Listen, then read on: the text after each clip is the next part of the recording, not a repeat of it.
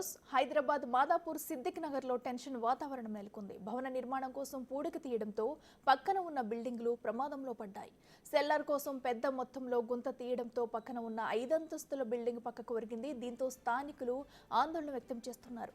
ఘటనా స్థలానికి జీజీహెచ్ఎంసీ హైడ్రా అధికారులు చేరుకున్నారు. చుట్టుపక్కల ఇళ్లను అధికారులు ఖాళీ చేయించారు.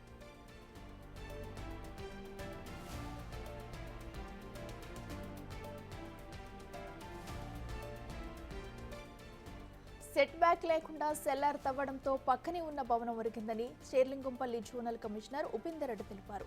60 గజాల్లో ఎలాంటి అనుమతులు లేకుండా బిల్డింగ్ నిర్మాణం చేపట్టారని ఆయన అన్నారు.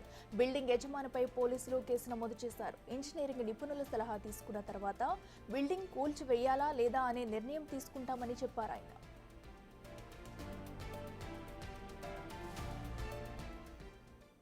అంజయ్ నగర్ కానీ సిద్దిక్ నగర్ కానీ పేద మధ్య తరగతి కుటుంబాలు ఎక్కువ.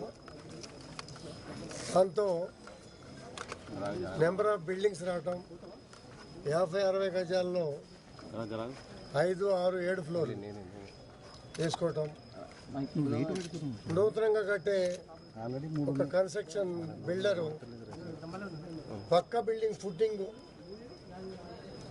కింద కూడా మట్టి తీయటం, అది జారిపోవటం మూలన పక్క బిల్డింగ్ పడిపోయే ప్రమాద స్థితిలో క్లియర్గా కనపడతా ఉంది.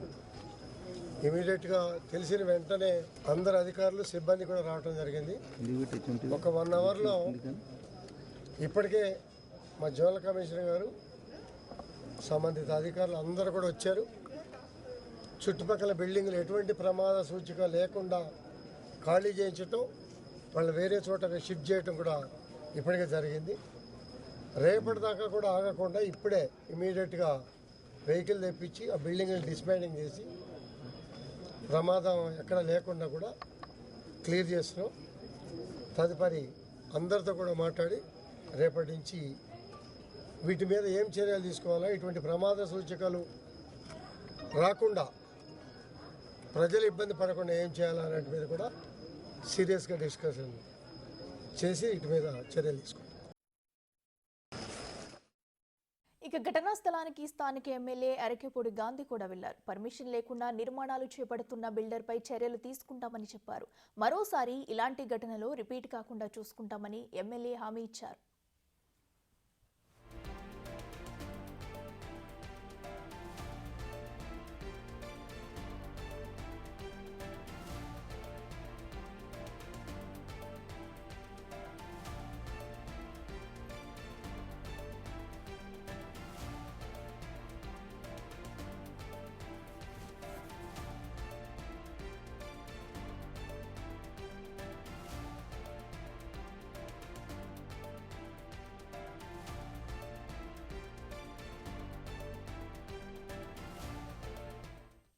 ఇదే అంశానికి సంబంధించి మరింత సమాచారం మా ప్రతినిధి సుజాత లైవ్ లో అందిస్తారు. సుజాత, చెప్పండి, మరి బిల్డింగ్ పక్క కురిగిన ఘటనలో ప్రస్తుతం అక్కడ సిచ్యువేషన్ ఎలా ఉంది? బిల్డింగ్ పై మరి ఎలాంటి చర్యలు తీసుకోబోతున్నారు? అక్కడ పరిస్థితి ఏంటి?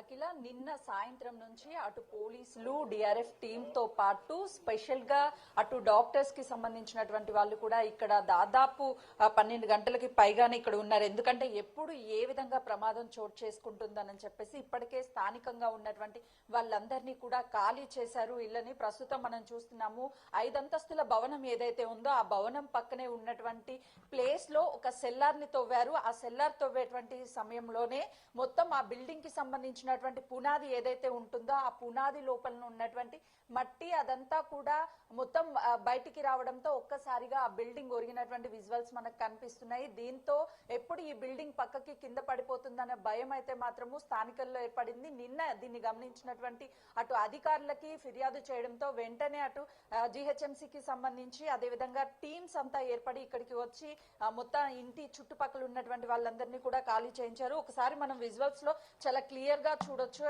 ఎప్పుడో నిర్మించినటువంటి పక్కనున్నటువంటి ఏదైతే బిల్డింగ్ ఉందో ఆ బిల్డింగ్ కి సంబంధించినటువంటి రాళ్లు మొత్తం కూడా బ్రేక్ అయిపోయాయి. కొన్ని రాళ్ళు అయితే కింద పడిపోయాయి. ఏదైతే కింద ఉంటుందో సెల్లార్ ఉంటుందో ఆ సెల్లార్ కి సంబంధించినటువంటి గుంతలు తీసేటువంటి సమయంలోనే పక్కనే ఉన్నటువంటి బిల్డింగ్ కి సంబంధించినటువంటి మట్టి రాళ్ళు అదంతా బయటికి రావడంతో సో ఈ బిల్డింగ్ అంతా కూడా పక్కకి ఒరిగింది. ఈ ఒరిగినటువంటి బిల్డింగ్ ని అధికారులు తొలగించడానికి పూర్తి స్థాయిలో ఎవరికి ఎలాంటి ప్రమాదం కలగకుండా ఉండేటట్టుగా అయితే మాత్రము అధికారులు చర్యలు తీసుకుంటున్నారు. చూడొచ్చు ఈ ప్రాంతం మొత్తం ఈ మట్టి కూడా బంక మట్టిగా, అంటే ఈ మట్టి ఉండడం వల్లనే కేవలము సెల్లార్ తీసేటువంటి సమయంలో కింద బేస్ స్ట్రాంగ్ గా లేకపోవడం వల్ల ఈ బిల్డింగ్ ఒరిగినట్లుగా కూడా తెలుస్తుంది. అనుమతులు అంటే నిర్మించేటప్పుడు వీళ్ళు కరెక్ట్ గా కానీ అన్ని నియమాలను పాటిస్తూ బిల్డింగ్ కానీ నిర్మించినట్లయితే పక్కన ఈ సెల్లార్ కి సంబంధించినటువంటి గుంతలు తీసేటువంటి టైంలో కూడా ఇష్టాన ప్రకారం తీయడంతోనే ఈ విధంగా జరిగినట్లు తెలుస్తుంది. పక్కనే లోపల ఉన్నటువంటి రాళ్ళు ఏవైతే ఉన్నాయో ఆ రాళ్ళను మొత్తం కూడా డ్యామేజ్, అంటే కనీసము ఈ పునాది ఏదైతే సెల్లార్ తవ్వడానికి ప్రయత్నిస్తున్నటువంటి సమయంలో కనీసం జాగ్రత్తలు తీసుకొని ఉంటే ఇంత పెద్ద ప్రమాదం జరిగి ఉండేది కాదు అని చెప్పేసి అటు అధికారులు చెప్తున్నారు. పక్కనే ఉన్నటువంటి బిల్డింగ్ కి సంబంధించినటువంటి ఏవైతే ప్రహరీ గోడ ఉంటుందో ఆ గోడ మొత్తంతో పాటు ఆ బిల్డింగ్ కి సంబంధించినటువంటి గోడలంతా కూడా బ్రేక్ అయినటువంటి విజువల్స్ కనిపిస్తున్నాయి. ఈ 5 ఫ్లోర్ల బిల్డింగ్ ఏదైతే ఉందో ఆ బిల్డింగ్ మొత్తం ఒక వైపుకు ఒరిగింది. అంటే చుట్టుపక్కల ఈ బిల్డింగ్ కానీ కిందకి పడిపోతే ఎంత ప్రమాదమో అర్థమవుతుంది చాలా క్లియర్ గా. అందుకే అధికారులు దగ్గరుండి రాత్రి వేళ కూడా ఇక్కడే ఉన్నారు, ఎవరికి ఎలాంటి ప్రమాదం కాకుండా ఉండడానికి. మరోవైపు ఈ సెల్లార్ కి సంబంధించినటువంటి వాళ్ళు కూడా ఇదంతా కూడా జరిగేటువంటి సమయంలో ఎక్కడ కనీసం ఈ విధంగా బిల్డింగ్ కి బిల్డింగ్ కి డామేజ్ అవుతుంది అని కూడా కనీస అవగాహన లేకుండా ఇష్టాను ప్రకారం గుంతలు తీయడం వల్ల ఇదంతా జరిగింది అని చెప్పేసి అటు అధికారులు భావిస్తున్నప్పటికీ స్థానికంగా ఉన్నటువంటి వాళ్ళైతే మాత్రం భయాందోళనకు గురి అవుతున్నారు. ఎప్పుడు ఈ బిల్డింగ్ కింద పడిపోతుందో, ఏ బిల్డింగ్ మీద పడిపోతుందో అని ఒక భయం అయితే ఏర్పడింది వాళ్ళల్లో. దీనికి సంబంధించి కఠినంగా చర్యలు తీసుకోవాలి అని చెప్పి స్థానికులు డిమాండ్ చేయడంతో పాటు అధికారులు కూడా హైడ్రాకి సంబంధించి కావచ్చు, లేకపోతే GHMC, DRF బృందాలు ఇవంతా కలిసి ఈ బిల్డింగ్ ని ఎలా డిమోలేషన్ చేయాలి అని చూస్తున్నారు. గతంలో చూసాము అటు బహదూర్పురాకి సంబంధించినటువంటి ఒక మాలిక్ సంస్థ కూడా పెద్దగా ఒరిగినటువంటి ఆరు ఫ్లోర్లు ఉన్నటువంటి భవనం ఏదైతే ఉందో ఆ భవనం వన్ సైడ్ కి ఒరిగిపోవడంతో అక్కడ ఉన్నటువంటి డిమోలేషన్ మొత్తం చాలా జాగ్రత్తగా పక్కన ఉన్నటువంటి బిల్డింగ్ల మీద ఎలాంటి డ్యామేజ్ అవ్వకుండా, ఏ వ్యక్తులకి డ్యామేజ్ కాకుండా అయితే మాత్రము ఆ బిల్డింగ్ ని కూల్చివేసినటువంటి పరిస్థితి ఉంది. కాబట్టి అధికారులు ఈ రోజు ఈ బిల్డింగ్ కి సంబంధించి, ఎందుకంటే మరి టైం గడిచే కొద్దీ బిల్డింగ్ ఎప్పుడు కింద పడిపోతుందో తెలియదు, ఎవరికి ఎలాంటి ప్రమాదాలు జరుగుతాయో తెలియదు. కాబట్టి ఖచ్చితంగా అధికారులు దగ్గరుండి ఈ బిల్డింగ్ ని ఏ విధంగా డిమాలిషన్ చేయాలి, లేకపోతే ఈ బిల్డింగ్ కి కింద పడకుండా ఎవరికి ఎలాంటి ప్రమాదం జరగకుండా ఏం చేయాలి అని చెప్పేసి అధికారులు అయితే మాత్రం పూర్తి స్థాయిలో ఈ బిల్డింగ్ ని పర్యవేక్షిస్తున్నటువంటి పరిస్థితి ఉంది. ఈ రోజు మరికొద్ది సేపట్లోనే రాత్రి నుంచి కూడా అటు అధికారులు అదేవిధంగా అందరూ ఇక్కడే ఉండి ఈ బిల్డింగ్ ఎప్పుడు ఏ సిచ్యువేషన్ లో ఉంటుందో అని చెప్పేసి ఒక భయంతో అయితే మాత్రము ఇక్కడే ఉన్నటువంటి పరిస్థితి ఉంది. కాబట్టి మొత్తానికైతే హైడ్రాలిక్ యంత్రాన్ని రప్పించేందుకైతే మాత్రము ప్రయత్నాలు చేస్తున్నారు. కుంగిన భవనం చుట్టూ పక్కన ఉన్న ఇళ్లలో వాళ్ళని కూడా ఇప్పటికే ఖాళీ చేయించారు. కాబట్టి అధికారులు మరింత భవనం కుంగే అవకాశం ఉండడంతో ఈ భవనానికి సంబంధించి కూల్చివేయాలని చెప్పి అటు అధికారులు అయితే మాత్రం భావిస్తున్నటువంటి పరిస్థితి ఉంది. సరైన నిర్మాణ ప్రమాణాలు పాటించకుండా భవనం పక్కన ఇంకో ఇంటి నిర్మాణం కోసం సెల్లార్ గుంత తీయడం వల్లనే ఇదంతా జరిగినట్లుగా కూడా అటు అధికారులు భావిస్తున్నారు. ఘటనా స్థలానికి చేరుకున్న నిన్న హైడ్రా అధికారులు కావచ్చు మరియు DRF బృందాలు అంతా కూడా దగ్గరుండి ఈ బిల్డింగ్ ఏదైతే ఉందో ప్రమాదానికి గురి అవ్వకుండా, ఎవరికి ఎలాంటి ప్రమాదం జరగకుండా పూర్తి స్థాయిలో అయితే మాత్రము అధికారులు చర్యలు తీసుకుంటున్నారు. ఈ రోజు అధికారులు ఈ బిల్డింగ్ ని కూల్చివేయడానికి కూడా కూల్చివేయడానికి కూడా అధికారులు అయితే మాత్రము ప్రణాళిక రూపొందిస్తున్నారు. కూల్చివేసే సమయంలో ఎలాంటి ఘటనలు జరగకుండా ఉండేటందుకు కూడా అధికారులు అయితే మాత్రం చర్యలు తీసుకునే అవకాశం ఉంది. చూడొచ్చు చుట్టుపక్కల ఉన్నటువంటి ఇల్లులంతా కూడా ఒకవేళ ఈ బిల్డింగ్ కానీ కింద పడిపోతే ఎంత డామేజ్ అవుతుంది అనేది చాలా క్లియర్ గా కనిపిస్తుంది.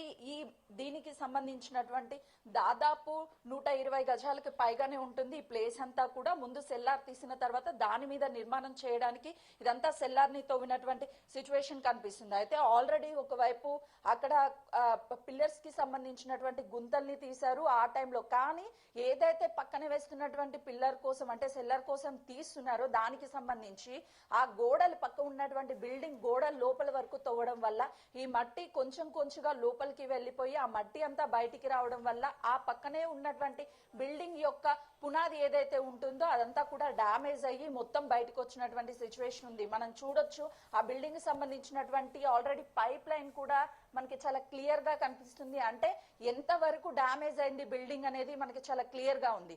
మరోవైపు ఆ గుంత తీసినటువంటి భాగంలో ఇటుక రాళ్లతో ఉన్నటువంటి ఏదైతే ఒక గోడ కనిపిస్తుందో ఆ గోడ కూడా పక్క భవనానికి సంబంధించినటువంటి గోడగా కనిపిస్తుంది. ఆ గోడను కూడా డామేజ్ చేయడంతో అంటే కింద ఉన్నటువంటి రాళ్ళు మట్టి అంతా ఒక్కసారిగా తవ్వకాలు ఏర్పడడంతోనే ఇంత డ్యామేజ్ జరిగినట్లు అటైతే అధికారులు చెప్తున్నారు.